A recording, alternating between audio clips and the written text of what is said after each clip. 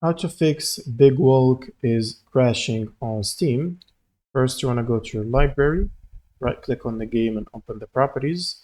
And in the launch options, add -dx11, then go to installed files and verify the game file's integrity.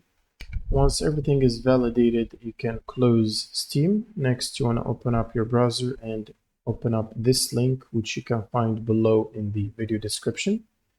And from here, you will need to install the 86 and the 64 installer, both of them.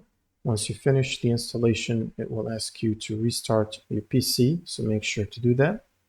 Next, you want to open up your NVIDIA app or AMD software, depending on which graphic card you have. And from here, go to drivers, check for the latest updates, and make sure to download and install the latest driver update. And once you're done, you want to go back to Steam, right click on it and run it as admin. And then just open up the game from your library. And this should solve the crash problem for you. Now, if you're crashing or if the game is crashing at the startup, as soon as you open the game, it's because of the overlays. So you want to start by Steam, go to Steam settings, and then scroll down, go to in-game and turn off the overlay from here.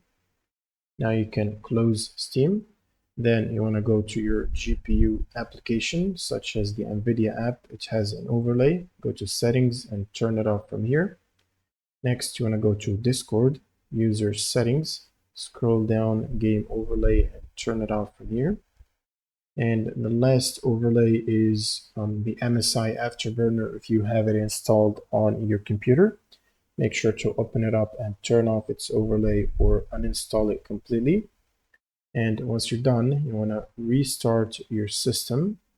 And once it's restarted, you want to open up Steam again and then launch your game from the library. And this should solve the startup crash problem as well. Now, if you have any questions, leave them in the comments below and see you on the next one.